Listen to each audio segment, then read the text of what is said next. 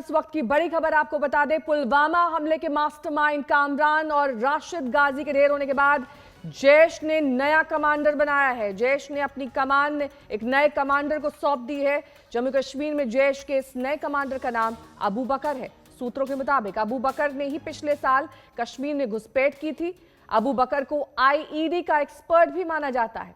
सूत्रों के मुताबिक पाक अधिकृत कश्मीर के ट्रेनिंग कैंप में 2 दर्जन आत्मघाती आतंकियों को ट्रेनिंग दी जा रही है। ये पीओके के बोई, मदारपुर, फगोश, देवलिया के ट्रेनिंग कैंप में आतंकी ट्रेनिंग दे रहे हैं। सूत्रों के मुताबिक जैश की साजिश में पाकिस्तान सेना भी शामिल है। जितेंद्र बहादुर सिंह हमारे संवाददाता तमाम जानकारी के साथ हमारे साथ जुड़ गए हैं। जितेंद्र, क्या डिटेल्स मिल रही हैं, क्या इनपुट्स हैं इस नए कमांडर और ट्रेनिंग कैंप्स को लेकर?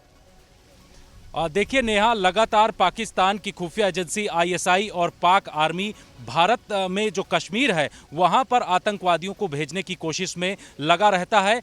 इस बार जो जानकारी सूत्रों ने दी है उसमें यह पता चला है कि कामरान और राशिद गाजी के मारे जाने के बाद उन्होंने नया जैश का कमांडर बनाया है जिसका नाम अबू बकर है।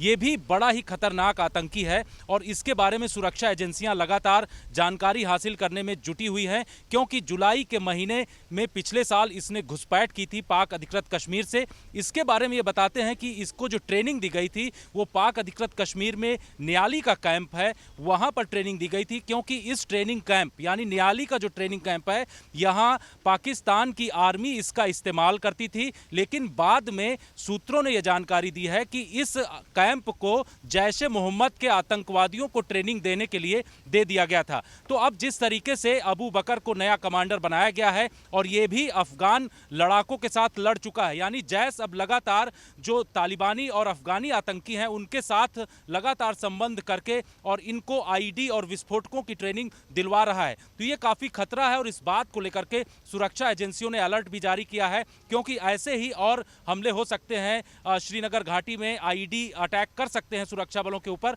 और इन तमाम चीजों पर लगातार माथापच्ची चल रही है। यह भी जानकारी मिली है कि 4 जो पाक अधिकृत कश्मीर में ट्रेनिंग कैंप हैं आतंकवादियों के, उसमें जैश के 2 दर्जन के आसपास फिदाइन आतंकवादियों की ट्रेनिंग दी जा रही है। और यही वजह है कि पिछले 2-3 दिनों में आपने देखा होगा कि सीज फायर उल्लंघन पाकिस्तान की तरफ से किया जा रहा है राजौरी के इलाके में, नौशेरा के इलाके में। तो ये कहीं ना कहीं वो ये चाल चलने की कोशिश कर रहा है कि फायरिंग की आड़ में आतंकवादियों का भारत के अंदर घुसपैठ कराया जाए और इसके जरिए फिर कश्मीर घाटी में एक तरीके से फिर दहलाने की कोशिश की जाए। लेकिन सुरक्षा एजेंसियां इस समय अलर्ट पर हैं, उनके पास वो तमाम इंटरसेप्ट और तमाम जानकारियां आ रही हैं जिसके जरिए आतंकियों के मंसूबे कामयाब नहीं हो सकते।